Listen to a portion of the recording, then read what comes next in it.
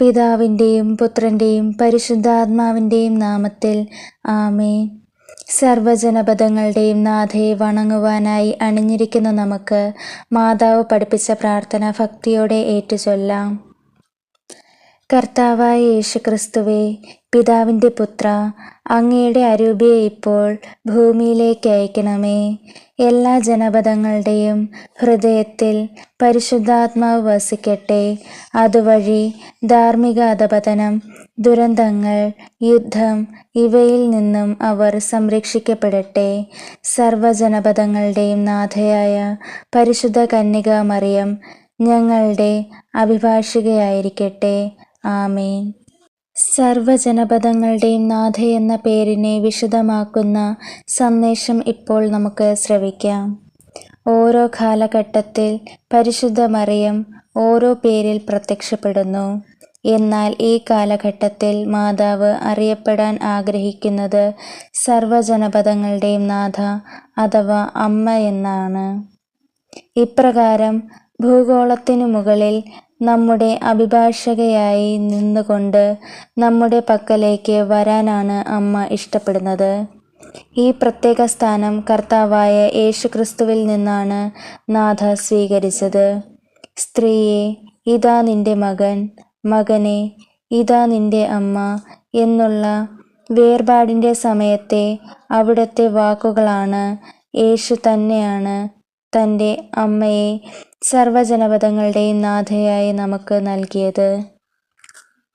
ലോകജനതകളിൽ പരിശുദ്ധാത്മാവിനെ നവമായി ആനയിക്കുന്നതിനും അവരെ ഒരു സമൂഹമായി ഐക്യപ്പെടുത്തുന്നതിനുമാണ് ഈ കാലഘട്ടത്തിൽ പിതാവും സുതനും ഒരുമിച്ച് നാഥയെ അയച്ചിരിക്കുന്നത്. മണവാളൻ്റെ മണവാട്ടിയും രാജാവിൻ്റെ രാജ്ഞിയുമായവൾ തൻ്റെ മധ്യസ്ഥം വഴി ലോകത്തെ രക്ഷിക്കുകയും സർപ്പത്തിൻ്റെ തല തകർക്കുകയും ചെയ്യും. ഈ നാമത്തിൽ തന്നോടപേക്ഷിക്കുന്നവർക്കെല്ലാം കൃപ, രക്ഷ, ശാന്തി എന്നിവ നൽകാൻ സർവ്വജനപദങ്ങളുടെയും നാഥയ്ക്ക് സാധിക്കും. നാഥ അവ നൽകുകയും ചെയ്യും. നമുക്ക് പ്രാർത്ഥിക്കാം. സർവ്വജനപദങ്ങളുടെയും നാഥേ, അങ്ങ് ഞങ്ങളുടെ അഭിഭാഷകയായിരിക്കണമേ. എല്ലാ ജനതകളുടെയും ഇടയിൽ അങ്ങ് സർവ്വജനപദങ്ങളുടെയും നാഥയായി അറിയപ്പെടാൻ ഇടയാക്കണമെന്ന് ഞങ്ങൾ പ്രാർത്ഥിക്കുന്നു. സർവ്വജനപദങ്ങളുടെയും നാഥേ, അങ്ങ് ഞങ്ങളുടെ അഭിഭാഷകയായിരിക്കണമേ.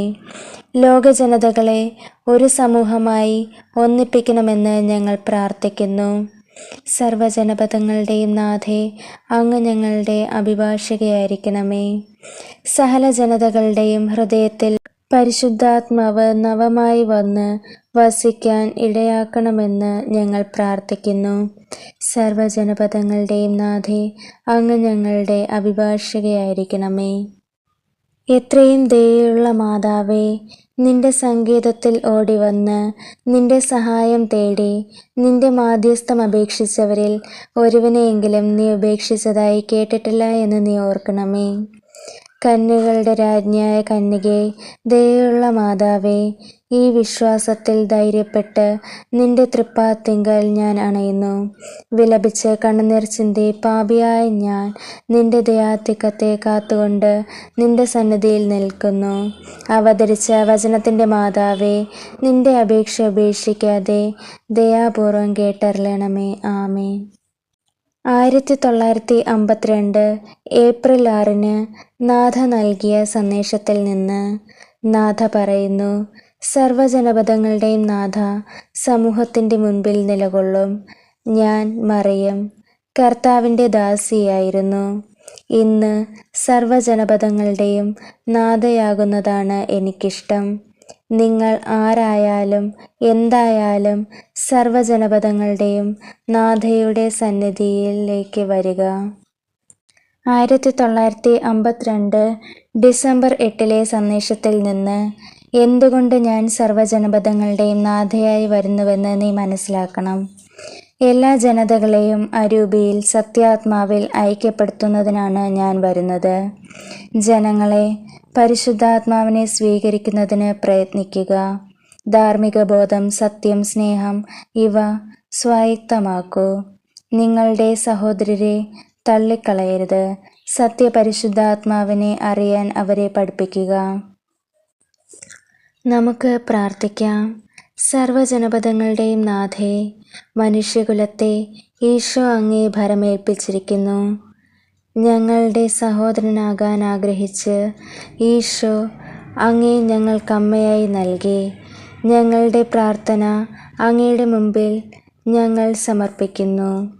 ഞങ്ങളുടെ രോദനങ്ങളും സങ്കടങ്ങളും ഞങ്ങളുടെ പ്രത്യാശയും സന്തോഷവും ഞങ്ങൾ അർപ്പിക്കുന്നു. ആത്മശരീരങ്ങൾക്ക് വേണ്ട കൃപ ഞങ്ങൾക്ക് തരണമേ.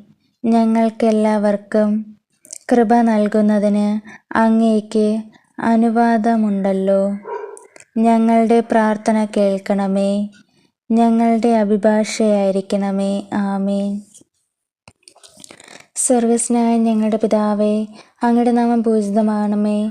അങ്ങയുടെ രാജ്യം വരണമേ. അങ്ങയുടെ തിരുമനസ്സ് സ്വർഗത്തിലെ പോലെ ഭൂമിയിലുമാകണമേ. അന്നന്ന് വേണ്ടുന്ന ആഹാരം ഇന്ന് ഞങ്ങൾക്ക് തരണമേ. ഞങ്ങളോട് തെറ്റ് ചെയ്യുന്നവരോട് ഞങ്ങൾ ക്ഷമിക്കുന്നത് പോലെ ഞങ്ങളുടെ തെറ്റുകൾ ഞങ്ങളോട് ക്ഷമിക്കണമേ. ഞങ്ങളെ പ്രലോഭനത്തിൽ ഉൾപ്പെടുത്തരുതേ, തിന്മയിൽ നിന്ന് ഞങ്ങളെ രക്ഷിക്കണമേ. നന്മ നിറഞ്ഞ മറിയമേ, സ്വസ്തി, കർത്താവ് അങ്ങയുടെ കൂടെ സ്ത്രീകൾ അനുഗ്രഹിക്കപ്പെട്ടവളാകുന്നു. അങ്ങയുടെ ഉദരത്തിൻ ഫലമായ ഈശോ അനുഗ്രഹിക്കപ്പെട്ടവനാകുന്നു. പരിശുദ്ധ മറിയമേ, തമ്പുരാൻ്റെ അമ്മേ, പാപികളായ ഞങ്ങൾക്ക് വേണ്ടി ഇപ്പോഴും ഞങ്ങളുടെ മരണസമയത്തും തമ്പുരാനോട് അപേക്ഷിക്കണമേ. ആമേൻ. പിതാവിനും പുത്രനും പരിശുദ്ധാത്മാവിനും സ്തുതി, ആദിയിലെ പോലെ ഇപ്പോഴും എപ്പോഴും എന്നേക്കും. ആമേൻ. പിതാവും പുത്രനും പരിശുദ്ധാത്മാവുമായ ത്രിയേക ദൈവം സർവ്വജനപദങ്ങളുടെയും നാഥയുടെ മധ്യസ്ഥത്താൽ നമ്മെ അനുഗ്രഹിക്കുമാറാകട്ടെ. ആമേൻ. മറിയമേ, നിന്റെ ചിത്രത്തിൽ നിന്ന നേത്രങ്ങൾ കൊണ്ടു നോക്കുക.